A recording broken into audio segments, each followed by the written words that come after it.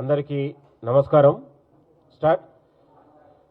అందరికీ నమస్కారం. మీడియా మిత్రులందరికీ ముందుగా ఈరోజు మహాత్మా జ్యోతిరావు గారి పూలే జయంతి శుభాకాంక్షలు తెలుపుతూ ముందుగా ఈ మధ్యకాలంలో మాజీ మంత్రి హరీష్ రావు గారు తన యొక్క పబ్లిసిటీ కోసం, పార్టీలో ఆధిపత్యం కోసం బోగస్ మాటలు, చిల్లర మాటలు మాట్లాడితే కాంగ్రెస్ పార్టీ కార్యకర్తలుగా ఊరుకోమని కూడా హెచ్చరిస్తున్నాం. నిండు అసెంబ్లీలోనే ముఖ్యమంత్రి రేవంత్ రెడ్డి గారు 10 ఏళ్లలో జరిగిన మైనింగ్లపైన, ఇప్పుడు జరుగుతున్న వాటిపైన కూడా సిఐడి విచారణకు సిద్ధం అంటే కూడా హరీష్ రావు గారు కనీసం దానికి సవాల్ విసిరే పరిస్థితి లేదు. 10 ఏళ్లలో అనేక దోపిడీలు, కబ్జాలు. హరీష్ రావు అంటే దొంగలకు సద్దులు మోసేటోడు హరీష్ రావు. హరీష్ రావు కూడా రోజు మాట్లాడే పరిస్థితి కనపడతా ఉంది. మీకు ఒక అంశం నేను చెప్తా ఉన్నాను. 2018లో కార్పొరేట్ కళాశాల దగ్గర కుమ్మక్కై తెలంగాణ బిడ్డల్ని 4500 మంది అధ్యాపకులను తీసేయడానికి కుట్రదారుడు హరీష్ రావు గారు. హరీష్ రావు కూడా రోజు తెలంగాణ వనరుల గురించి మాట్లాడితే చాలా సిగ్గనిపిస్తూ ఉంది. ఇంకొక విషయం నేను అనేది, ఇవాళ తెలంగాణలో ప్రతి అంశం పైన ముఖ్యమంత్రి గారు అసెంబ్లీలో మాట్లాడుతూనే ఉన్నారు. అసెంబ్లీలో పిల్లిలాగా మాట్లాడతారు, అసెంబ్లీ అయిపోయిన తర్వాత పులిలాగా వ్యవహరిస్తారు. హరీష్ రావు మొదటి నుంచి కూడా మేకవన్య పులిలాగా మేకపోతు గాంభీర్యం ప్రదర్శిస్తూ ఇవాళ తన పబ్లిసిటీ కోసం చేస్తున్నటువంటి ఎత్తుగడగా మేము భావిస్తూ ఉన్నాం. ఇవాళ ప్రజాపాలన పైన, ప్రజాప్రభుత్వం పైన హరీష్ రావుకు ముమ్మాటికి కడుపు కుట్రతోనే, కడుపు నిండా విషయంతోనే ప్రతిరోజు విమర్శలు చేసే ప్రయత్నం కనపడతా ఉంది. ఇవాళ ఒక జవాబుదారీ పాలనగా ప్రజాపాలన నడుస్తూ ఉంది. 10 ఏళ్లలో మీరు దోచుకొని దిగమింగిన తెలంగాణ వనరుల్ని మొత్తం కూడా ప్రాజెక్టుని దిగమింగిన కాళేశ్వరం లాంటి శనేశ్వరం ప్రాజెక్టు మా నెత్తి మీద పెట్టినా కూడా ఇవాళ 27 నెలలుగా ప్రజల సంక్షేమం కోసం, తెలంగాణ అభివృద్ధి కోసం ముఖ్యమంత్రి గారు నిబద్ధతతో, నిజాయితీతోని పాలన నడిపిస్తూ ఉంటే కూడా హరీష్ రావు లాంటి వాళ్ళకు కడుపు కుట్రతోనే ప్రతిరోజు విష ప్రచారం చేసే ప్రయత్నం జరుగుతూ ఉంది. ఇవాళ ఇంకా మీరు గమనిస్తూ ఉంటే ఇంకొక 2 ఏళ్లలో హరీష్ రావు గారు, కేటీఆర్ గారు ఇక తెలంగాణ భవన్లోనే కొట్టుకునే పరిస్థితి కనపడుతుంది ఆధిపత్యం కోసం పార్టీలో. మీరందరూ గమనించండి, చూస్తుంటే కనపడతా ఉంది. ప్రతిరోజు బోగస్ మాటలు, పచ్చి అబద్ధాలు ఎందుకు మాట్లాడుతున్న పబ్లిసిటీ కోసం అంటే ఉన్నది అన్నట్టు సెన్సేషనల్ మాట్లాడితే, మంత్రుల మీద, ముఖ్యమంత్రి మీద మాట్లాడితే పత్రికలలో, మీడియాలలో పెద్దగా రాస్తారు. పార్టీలో కూడా నాకు పేరు వస్తుందని కుతూహలంతో ఇవాళ ఒకరి బుద్ధితో మాట్లాడుతున్న మాటలుగా మేము మాట్లాడుతూ ఉన్నాం.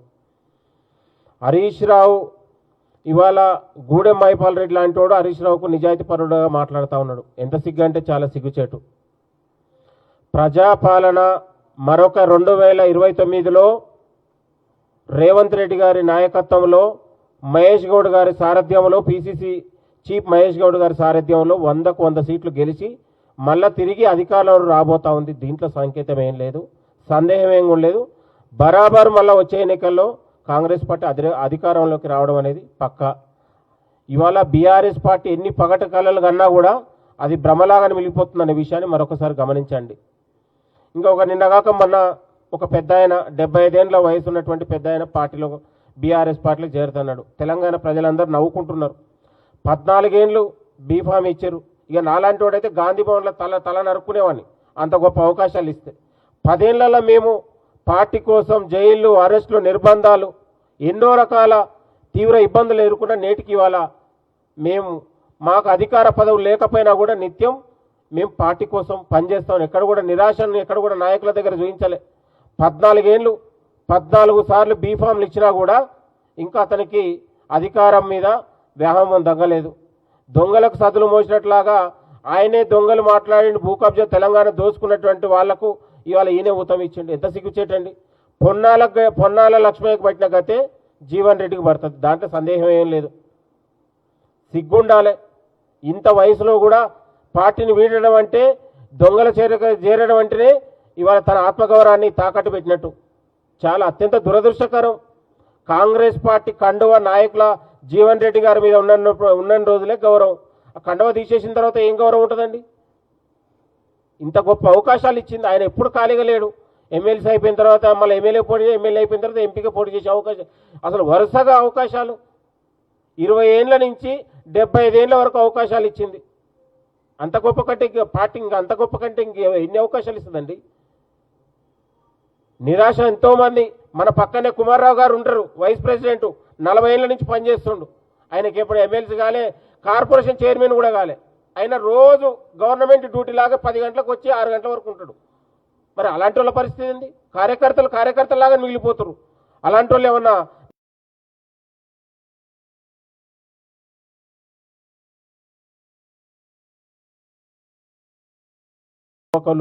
యువత ఇవాళ పార్టీ కోసం పనిచేసే యువత ఉంది. వాళ్ళు కాంగ్రెస్ పార్టీ భుజాన మోసుకొని మళ్ళీ తిరిగి అధికారంలో తీసుకొచ్చే బాధ్యతను మేము తీసుకుంటాం. ఇది కాంగ్రెస్ పార్టీ అధికారం ఉన్న రోజులు తెలంగాణకు సురక్షితంగా, తెలంగాణ రాష్ట్రం సురక్షితంగా ఉంటుంది. మళ్ళీ దొంగల చేతికి ఇస్తే తెలంగాణ ఆగమైపోద్ది అనేది ప్రజలందరూ కూడా గమనించారు. కాబట్టి తెలంగాణ కాంగ్రెస్ చేతులు ఉంటేనే అది గౌరవంగా ఉంటుంది అనే విషయాన్ని మరొకసారి గుర్తు చేస్తా ఉన్నాం. బీఆర్ఎస్ పార్టీకి అధికారం అనేది పగటి కలనే, మర్చిపోకండి. వాళ్ళ ఆధిపత్యం స్టార్ట్ అయింది. ఇంకా 4 రోజులు పోతే కేటీఆర్, హరీష్ రావు అనేది వాళ్ళే ఇవాళ తన్నుకొని గుద్దుకునే పరిస్థితి కనబడుతుంది. ప్రజలందరూ కూడా గమనిస్తూ ఉన్నారు. రోజు రోజుకు మీడియాలో వాళ్ళ ఆధిపత్యం కూడా మనం గమనిస్తూనే ఉన్నాం. కాబట్టి ఏది ఏమైనా ప్రజాపాలన ద్వారానే ప్రజలకు స్వేచ్ఛ ఉంది, గౌరవం ఉంది. ప్రజలందరూ కూడా సంతోషంగా ఉన్నారు. ఇంకా చేయలేని పనులు కూడా చేయాలనే ఆలోచనతోని మన ముఖ్యమంత్రి గారు, మంత్రులు నిరంతరం ప్రజల కోసం పనిచేస్తూ ఉన్నారు. ఎంతోమంది ఇలాంటి వాళ్ళు పోతుంటారు వస్తుంటారు తప్ప కాంగ్రెస్ పార్టీ కార్యకర్తలు ఇక్కడ పార్టీకి బలంగా పట్టుకోమల్లాగా కాంగ్రెస్ పార్టీకి అనేక మంది ఉన్నారు. వాళ్ళ బలమే ఇలా కాంగ్రెస్ పార్టీకి తప్ప ఇలాంటి నాయకులు వస్తుంటారు పోతుంటారు తప్ప వాళ్ళని గురించి పెద్దగా పట్టించుకోవాల్సిన అవసరం లేదని కూడా మేము కోరుతా ఉన్నాం. కాబట్టి ఇవాళ బీఆర్ఎస్ పార్టీ అధికారంలో ఉన్న రోజులు మళ్ళొకసారి తెలంగాణ ఆగమైపోయి 20 ఏళ్ళు వెనక్కి వచ్చింది. అప్పులతోని, అక్రమ ప్రాజెక్టులతోని, అవినీతితోని ఇవాళ మనం ఒక్కొక్క అధికారిని ఇవాళ ఏసీబీ రైడ్లు చేస్తే 1000 కోట్ల రూపాయలు బయటపడుతున్నాయి. దానికి ఇవాళ అధికారుల దగ్గరనే 100 కోట్లు బయటకు వస్తే హరీష్ రావు దగ్గర ఉన్నటువంటి కేటీఆర్ దగ్గర ఎన్ని 1000 కోట్లు ఉండాలనే విషయాన్ని కూడా ప్రజలందరూ గమనిస్తూ ఉన్నారు. మేము నిజంగా ఆయన అక్రమ రోజు భూముల మీద మాట్లాడుతూ ఉన్నారు, అక్రమ మైనింగ్ల మీద మాట్లాడుతూ ఉన్నారు. మరి ఆయన 10 ఏళ్లలో ఏం సంపాదించిండు? ఆయన ఆస్తుల మీద కూడా విచారణ చేయమను. నేను ఏం సంపాదించినో విచారణ చేసే దమ్ముందా హరీష్ రావుకి? నైతికత ఎక్కడుంది హరీష్ రావుకు? ట్రంకుపేట నుంచి వచ్చినటువంటి హరీష్ రావుకు రోజు ఉన్నటువంటి భూముల గురించి మాట్లాడితే అసలైన భూ కబ్జాదారుడే హరీష్ రావు కదా. ఇవాళ పటాన్ చెరువు నుంచి మొత్తం సిద్దిపేట వరకు భూ కబ్జాదారుడు, అక్రమ మైనింగ్లు మొత్తం కూడా చేతివాట మొత్తం కూడా నీ పాత్రనే ఉంది కదా. అది ప్రజలకు తెలియదా? ఇవాళ ఒక మా ఎమ్మెల్యే అసెంబ్లీలో ఒక మాట అన్నాడు, కేటీఆర్ నీకంటే ఎక్కువ డబ్బులు ఆయన దగ్గరనే ఉన్నాయి అన్నాడు. మరి లేచి నా దగ్గర ఉంటే దేనికైనా సిద్ధం అని ఎందుకు జవాబు ఇవ్వలేకపోయాడు? మేకపోతు గాంభీర్యం, మేకవన్న పులి లాంటోడు హరీష్ రావు అనేటోడు కడుపు నిండా విషంతోనే ఇలా విషపు మాటలు మాట్లాడుతూ ఉన్నాడు. ప్రజలందరూ గమనిస్తూ ఉన్నారు. కాబట్టి తెలంగాణ ప్రజలందరూ కూడా ఆలోచన చేయండి. ఇవాళ మళ్ళీ ఒకసారి కాంగ్రెస్ పార్టీ 5 ఏళ్లలో అధికారం రాబోతూ ఉంది. జవాబుదారీ పాలనగా ముఖ్యమంత్రి గారు వ్యవహరిస్తూ ఉన్నారు. భూములపైన దేనిపైన కూడా విచారణకు సిద్ధం. ఆయన దగ్గర ఏమన్నా కాగితాలు కలం ఉంటే అధికారులు ఉన్నారు, పోలీస్ యంత్రాంగం ఉంది, ఎక్కడైనా కూడా కంప్లైంట్ చేయొచ్చు, ఎక్కడైనా మాట్లాడచ్చు. కానీ గాలి మాటలు, బోగస్ ప్రచారాలు, మీడియా కోసమే లీడర్ అనిపించుకోవడానికే మాట్లాడితే మాత్రం ఇక కాంగ్రెస్ పార్టీ కార్యకర్తలు చూస్తూ ఊరుకోరు. బరాబర్ మేము జవాబిచ్చి తీరుతాం, ఎదురు నిలబడతాం, తరిమి కొడతాం అనే విషయాన్ని మరొకసారి గుర్తు చేస్తూ ఉన్నాం. మేము ఎన్నో లక్షలాది మంది కాంగ్రెస్ పార్టీ కార్యకర్తలు, 4 కోట్ల మంది తెలంగాణ ప్రజలు మార్పును కోరుకున్నారు. ప్రజాస్వామ్యం రావాలన్నారు, దొరల గడీలు పోవాలని ప్రజలు కోరుకున్న ప్రజాపాలన తీసుకొచ్చి ఇవాళ ప్రజలకు ఒక స్వేచ్ఛ, స్వయం పాలన, ఇవాళ సామాజిక న్యాయాన్ని ఈ దిశగా ప్రయాణం సాగుతున్నటువంటి ఈ పాలనలో ఇవాళ తేనెకుండలా ఇవాళ నీటి చుక్కలాగా విష ప్రచారాలు, విషపు అబద్ధాలతోనే హరీష్ రావు ప్రజల మధ్య విద్వేషాలు సృష్టిస్తూ, అగాధం సృష్టిస్తూ ఇవాళ ప్రజాపాలనకు, ప్రజల అభివృద్ధికి అడ్డుపడే ప్రయత్నం చేస్తే ఏమాత్రం కూడా చూస్తూ ఊరుకోమని కూడా హెచ్చరిస్తూ ఉన్నాం.